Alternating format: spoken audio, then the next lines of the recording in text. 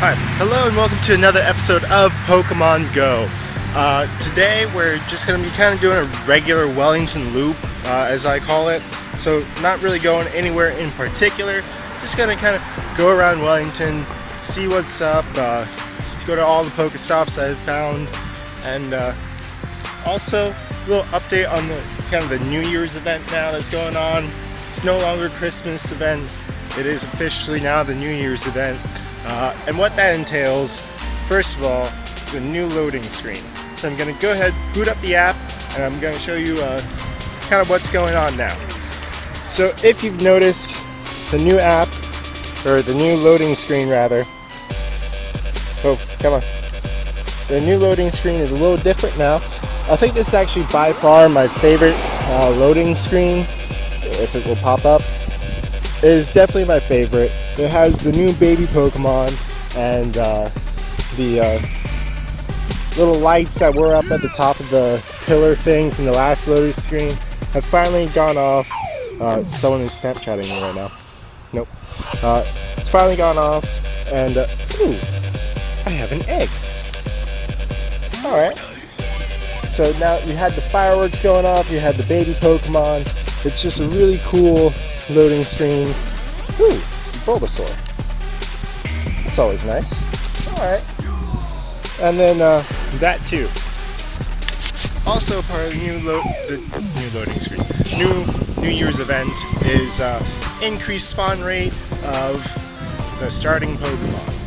And also the increased spawn rate of Pikachu with the Christmas hat on. So basically, they've just upped all the chances of getting all the starting Pokemon, which is awesome, especially if you don't live near a spawner or you haven't went specifically to find a starting Pokemon nest. This is definitely a great thing. I've already started grinding out Squirtles and Bulbasaur. I think I do have enough, at least for Bulbasaur, for the full chain evolution now, and Squirtle, I need like one more. Now Charmander though, if you've been watching the series, you know that I'm currently walking with my buddy Zippo86. 86 being its IV. Zippo was actually a unconfirmed Easter egg. I saw somewhere that if you nicknamed a Charmander Zippo, it would come out with the moveset, the best possible moveset when you evolved it. So I'm hoping it still works when I go to evolve. Actually, I do have a new Charmander that's like 91, so I'll be doing that full chain with him instead. But Zippo was just kind of a throwback to the old Pokemon series, where the animated series, where Ash first kind of like counters Richie, and he has at the Indigo Plateau. And he has a Charmander named Zippo, or a Charmeleon, or something like that. And its name is Zippo. So it was kind of an unconfirmed Easter egg to that. And I don't know if it works out or not, because obviously I don't have enough for a Charmeleon. Alright, 6-day streak for Pokestops.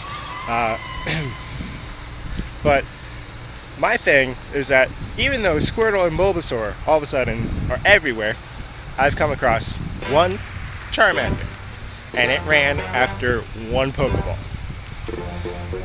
I was quite livid. So I'm definitely looking for Charmanders, because if I go to my buddy right now, actually, I will see that I only have 94 Charmander candy, and that's mostly from walking. I've walked 166.6 kilometers with my buddy. That's a lot of walking. That is a lot of walking. He was my original buddy for the buddy system, and we've walked. We've done some walking, and so now I'm looking for Charmanders, especially with Bulbasaur and Squirtle. And I think it was very cheeky of Niantic to do this, because even though it's great that all these starting Pokemon are out, I actually spoke to a buddy on Instagram, and he was like, yo, I used all my Pokeballs to try and catch a Wartortle. Didn't even get it. Now, that's the thing, is that the starters are the most difficult to capture Pokemon. And so you're going to be using all your Pokeballs, you're going to be buying Pokeballs, and it's another little cheeky move by Niantic, but it's still appreciated because the starter Pokemon are really, usually you include in your favorite Pokemon, usually one of the Gen 1 Pokemon. Whether it's Squirtle or Charizard or Charmander, Venusaur, Ivysaur, Pikachu, the starting Pokemon from Gen 1 are usually like favorite Pokemon, always popular, etc. But today I will just kind of be going around Wellington looking for more starter Pokemon, and if possible, I would love to do all 3 starter Pokemon full chain evolutions today. That's the goal, either for today or the next episode. So I'll update you as I can. Alright, so I'm here at the Wellington Amphitheater, and a cheeky little Scyther has actually arrived. Only 665 CP, so not the greatest. Looks like maybe a farmer's market might be starting up, or it might just be one person. Not sure. Might be a little early for the farmer's market. Like, I don't think it's the season yet. So I'm gonna go ahead and use my foot as a platform. Nice throw, curveball. I'm saving my Great Balls and Ultra Balls for the starter Pokemon. But yeah, pretty nice. Oh, got it.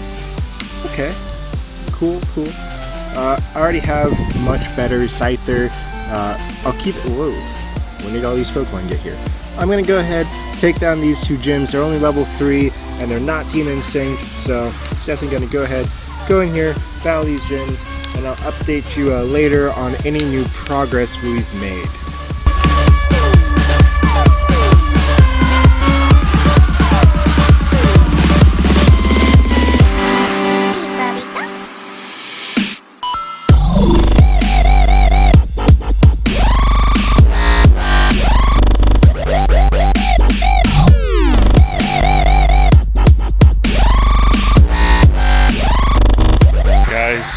At my nearby list, sightings, there is a Wartortle and Charmander, and they're both in that top line.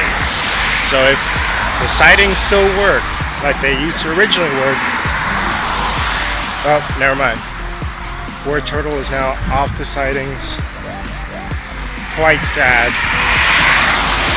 The hype was there, and then just like that, it was ripped away. But hopefully the sightings still work like they originally worked, and if the first Pokemon on there is the closest Pokemon, then I was very close to a Wartortle, and I'm somewhat close to a Charmander. But Charmander is really the real key Pokemon here, because I only just need one more Squirtle. I'm already set on Bulbasaur, but I need Charmander. Alright guys, I have a 2K egg here. I just saw an otter in a canal. Otters are not native to Florida last time I checked. It's just a Zubat. Not what I'm looking for at all. But yeah, I just saw a random otter. I was not able to get good quality anything of it. Mostly I just got bubbles. I tried. I really did. I spent like 20 minutes waiting for it to like resurface, but it eluded me, much like these Charmanders are eluding me.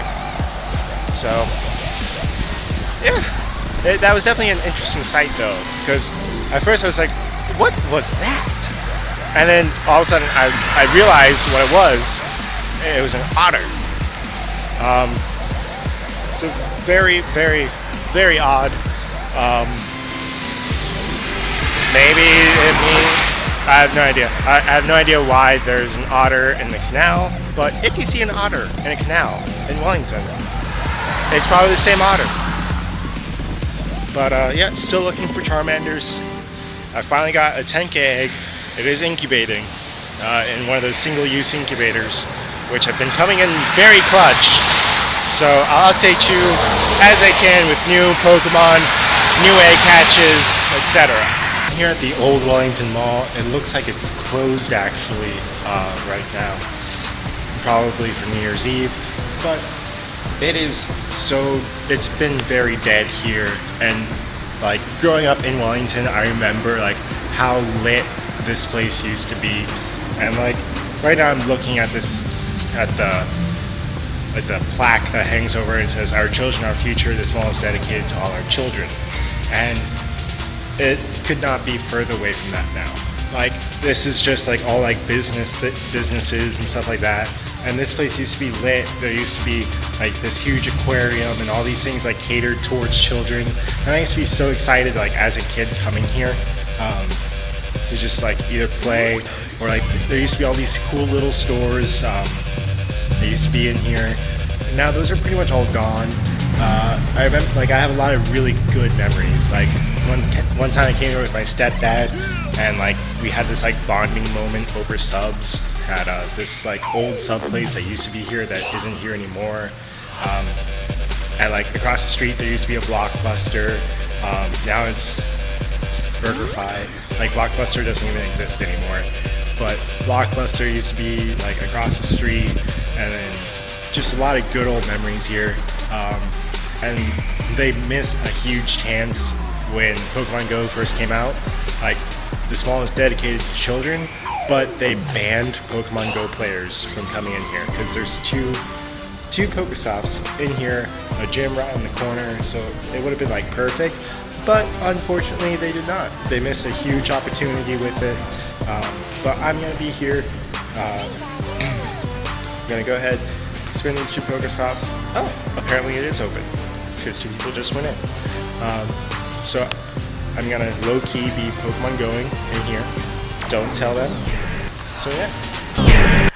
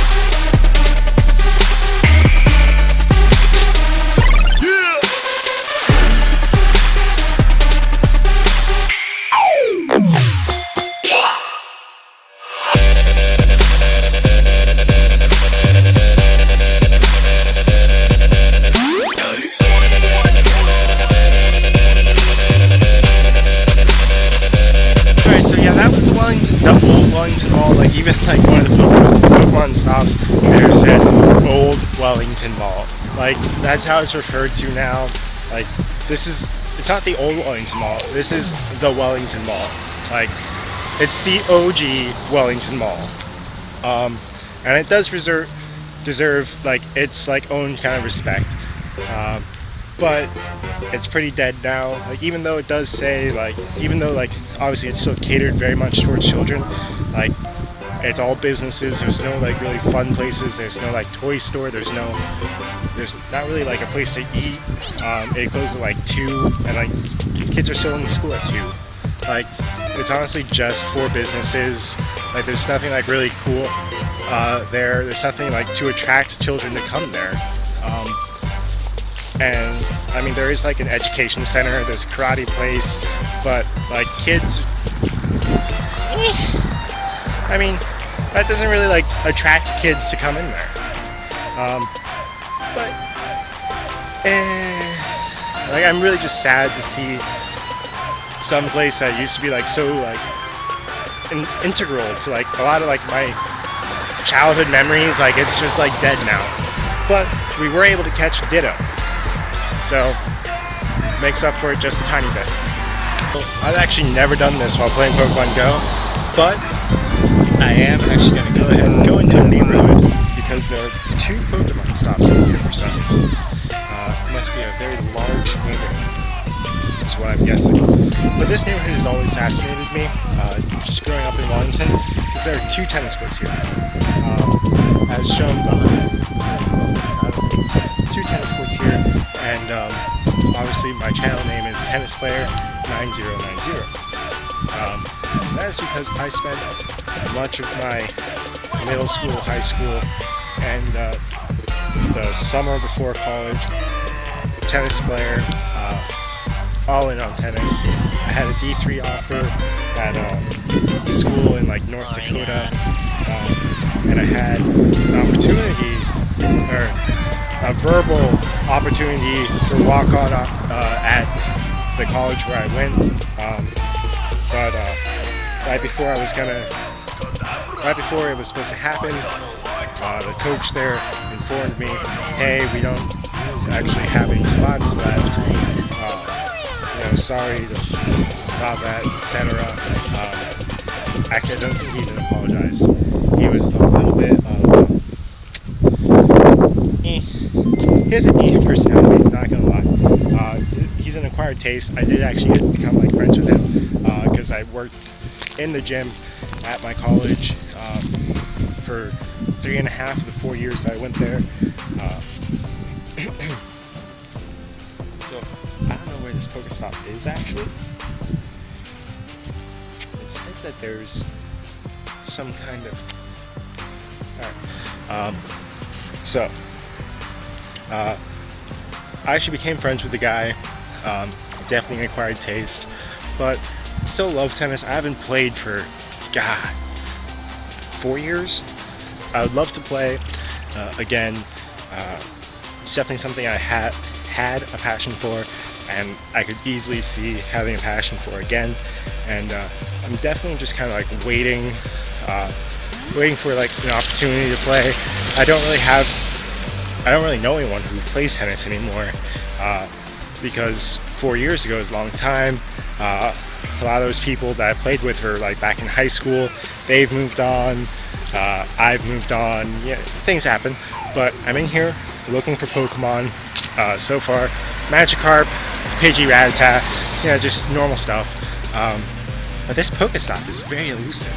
I don't know where it is, and I get very strange looks from people because I'm not supposed to be here.